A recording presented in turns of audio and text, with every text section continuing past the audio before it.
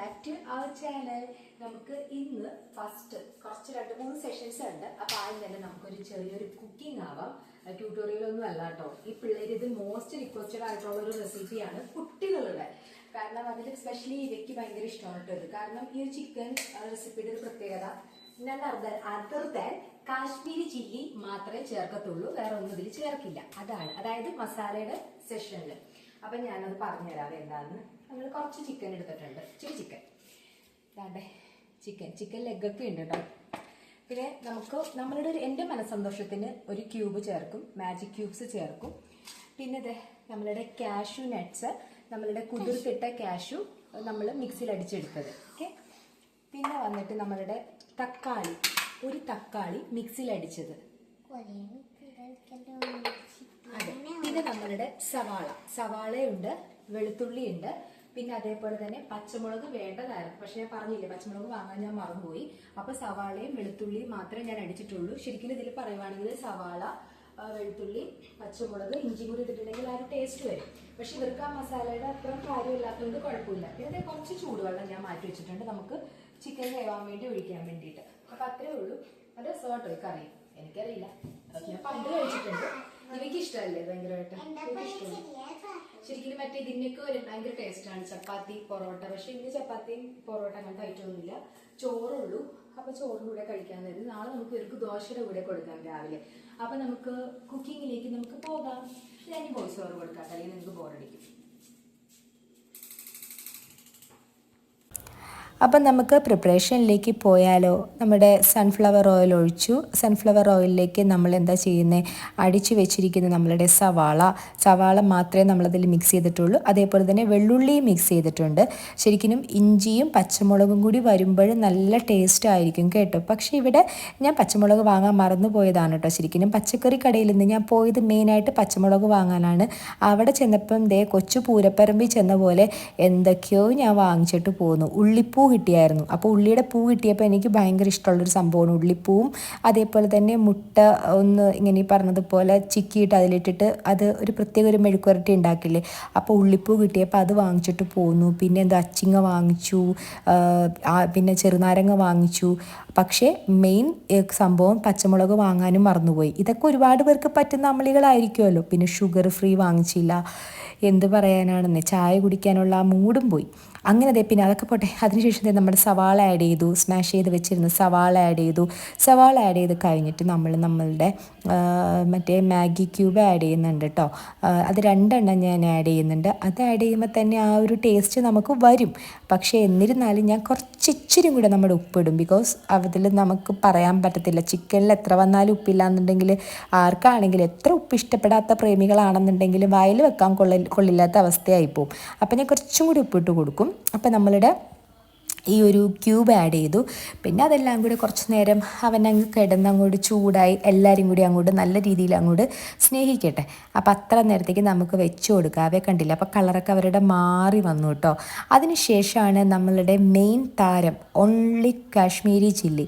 അപ്പം ഞാനിപ്പം ഇതൊരു ടേബിൾ സ്പൂണല്ല, ടീസ്പൂണും അല്ല, 2 കെട്ട ഒരു സ്പൂണാണെന്നാണ് എനിക്ക് തോന്നുന്നത്. അപ്പം അതിൻ്റെ ക്വാണ്ടിറ്റി കണ്ടില്ലേ. കാര്യമായിട്ടത് എന്ത് മെഷറിങ് റേഞ്ചിൽ അത് പറയുമെന്ന് എനിക്കറിയില്ല. അതാണ് കേട്ടോ ഞാനിങ്ങനെ പറയുന്നത്. അപ്പം നമ്മളുടെ 3 ടീസ്പൂൺ എന്ന് പറയാം, 3 ടീസ്പൂണാണ് ഞാൻ കാശ്മീരി ചില്ലി ആഡ് ചെയ്ത് കൊടുത്തത്. അപ്പോൾ തന്നെ അത് കഴിഞ്ഞ് കുറച്ച് കഴിയുമ്പോൾ തന്നെ അതിൻ്റെ കളർ കണ്ടോട്ടോ, നല്ല രസമുള്ള കളറാവും. ആ കളർ കാണുമ്പോൾ തന്നെ നമുക്ക് അതിനോടൊരു അട്രാക്ഷൻ വരും ആ കറിയോട്. ഞാൻ കൂടുതൽ പറഞ്ഞിട്ട് എന്നെ തന്നെ പൊക്കി പറയുന്നില്ല. ഞാൻ കണ്ടുപിടിച്ച കറിയൊന്നും അല്ല കേട്ടോ, എൻ്റെ വീട്ടിലുണ്ടാക്കിയിരുന്ന കറിയാണ്. മൂത്ത കുട്ടിക്ക് ഭയങ്കര ഇഷ്ടമാണ്, ഇവയ്ക്ക് ഭയങ്കര ഇഷ്ടമാണ് കേട്ടോ. അപ്പം ഇവക്കുട്ടിക്ക് വേണ്ടിയിട്ടാണ് ഇന്നത്തെ ചിക്കൻ കറി എന്ന് വേണം പറയാം. അപ്പം അതിനുശേഷം നമ്മളുടെ സുന്ദരി മണികൾ, തരുണി മണികളെ നമ്മൾ ആഡ് ചെയ്യുവാണ്. അതിൽ ഒരുത്തിയുടെ കാല് ഞാൻ നന്നായിട്ട് വരഞ്ഞു കൊടുത്തിട്ടുണ്ട്, ഇല്ലാന്നുണ്ടെങ്കിൽ മസാല അവളെ കയറത്തില്ല. അപ്പോൾ അതൊക്കെ എന്നിട്ട് അതിനുശേഷം അത് കുറച്ച് നേരം കൂടെ മിക്സ് ചെയ്യും.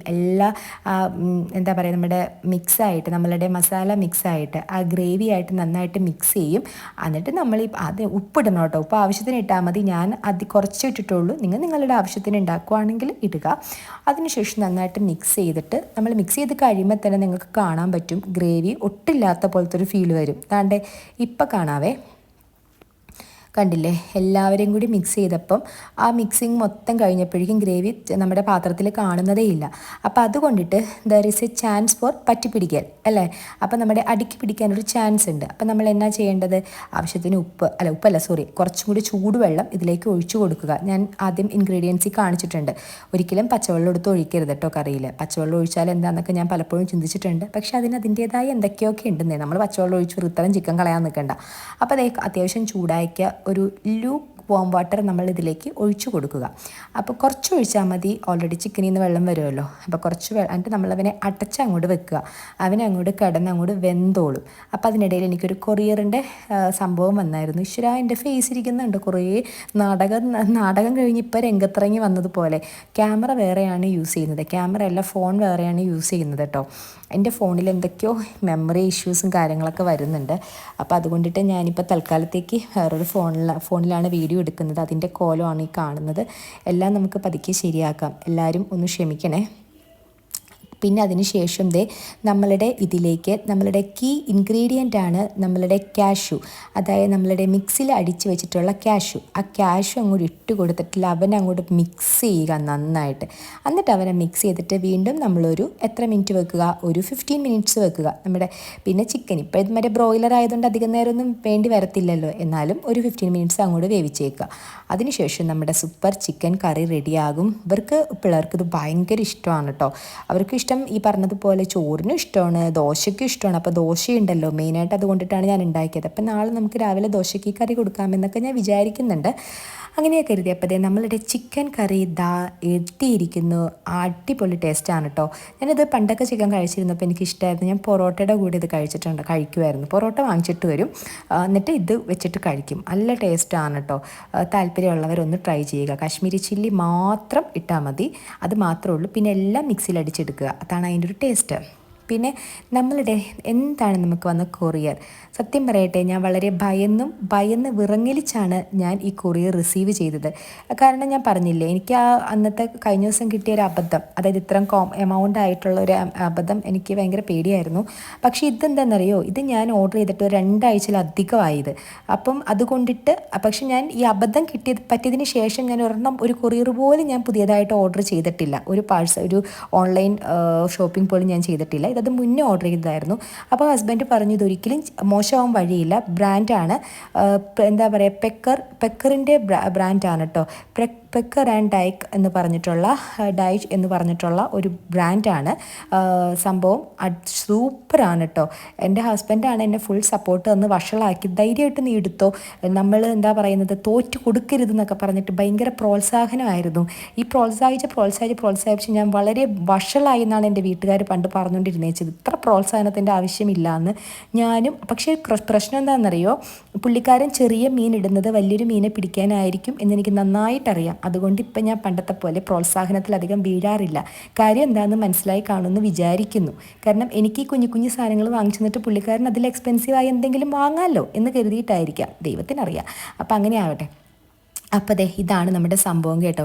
ഇതിൻ്റെ ഇന്നർ പോക്കറ്റിൽ ഞാൻ പറയാം അധിക സാധനങ്ങൾ ക്യാരി ചെയ്യാൻ പറ്റത്തില്ല, ഒരു ഷോ ഓഫ് അത്രയേ ഉള്ളൂ. എന്നിരുന്നാലും നമുക്കൊരു മൊബൈലും ഒരു ചെറിയൊരു വാലറ്റും പിന്നെ അതേപോലെ ഉള്ളിലാണെങ്കിൽ ഒരു ചെറിയൊരു സിബുണ്ട്. അതിൽ നമുക്ക് വേണ്ട എന്തെങ്കിലും കാർഡോ അങ്ങനത്തെ അതൊക്കെ നമ്മൾ കൊണ്ടുപോയാൽ മതി. അല്ലാണ്ട് നമ്മൾ എത്ര വന്നാലും ലോങ് ജേർണിക്കൊന്നും നമ്മുടെ പോക്കറ്റ് ജസ്റ്റ് നമ്മുടെ എന്താ പറയുക സ്ലിംഗ് ബാഗായിട്ടോ അങ്ങനെയുള്ള നമുക്ക് യൂസ് ചെയ്യാം, അത്രയേ ഉള്ളൂ. പിന്നെ ഫ്രണ്ടിലൊരു ചെറിയൊരു പോക്കറ്റ് ഉണ്ട്. പക്ഷേ നല്ല ക്വാളിറ്റി, നല്ല എന്താ പറയുക പ്രീമിയം ക്വാളിറ്റി എന്ന് പറയത്തില്ലേ, എനിക്ക് എന്താ പറയണത്, എക്സ്പെക്റ്റേഷൻ മീറ്റ്സ് എന്താ പറയണത്, ഒരുപാട് നമുക്കത് ഒന്നും പറയാനില്ല, അത്ര എനിക്ക് ഇഷ്ടപ്പെട്ടു കേട്ടോ. അതൊന്നും ഞാൻ കൂടുതൽ പറയുന്നില്ല.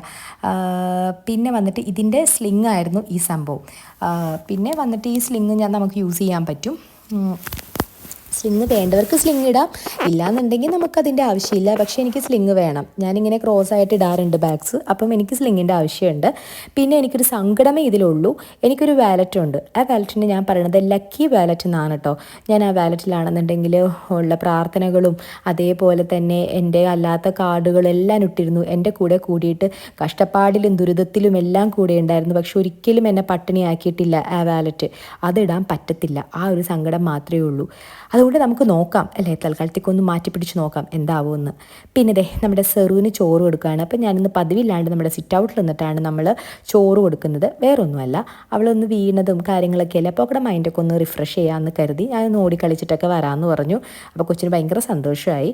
പിന്നെ ഇപ്പം ഇത്രയൊക്കെ ഉള്ളൂട്ടോ ഇന്നത്തെ വിശേഷം. കുഞ്ഞൊരു വ്ളോഗായിരുന്നു. എല്ലാവരും കണ്ട് സപ്പോർട്ട് ചെയ്യുമെന്ന് വിചാരിക്കുന്നു. നിങ്ങളുടെ കമൻസും കാര്യങ്ങളൊക്കെ ഞാൻ മാക്സിമം റിപ്ലൈ ചെയ്യുന്നുണ്ട്. Love you all. അതുപോലെ തന്നെ എല്ലാവരും നല്ല ഹാപ്പി ആയിട്ട് നല്ല ഹെൽത്തി ആയിട്ടിരിക്കുക. പിന്നെ എന്താ പറയാനുള്ളത്, വ്ളോഗ്സൊക്കെ കാണുക. പിന്നെ അതേപോലെ തന്നെ പുതിയ പുതിയ വ്ളോഗും കാര്യങ്ങളൊക്കെ ഞാൻ അപ്ലോഡ് ചെയ്യുന്നതായിരിക്കും. ഞാനിപ്പോൾ കുറച്ച് നന്നായിട്ടുണ്ട്. ഞാൻ മിക്കവാറും ദിവസങ്ങളിൽ ഇപ്പോൾ അപ്ലോഡ് ചെയ്യാൻ ഞാൻ ശ്രമിക്കുന്നുണ്ട്. അപ്പം എനിക്ക് ഭയങ്കര ഇഷ്ടമാണ് വ്ളോഗ് ഇടുന്നതൊക്കെ. സമയത്തിൻ്റെ ഒരു പ്രശ്നം മാത്രമേ ഉള്ളൂ. എന്നിരുന്നാലും ഞാൻ മാക്സിമം ഞാൻ ചെയ്യാൻ ശ്രമിക്കാം. അപ്പോൾ love you all. Thank you. Love you. By.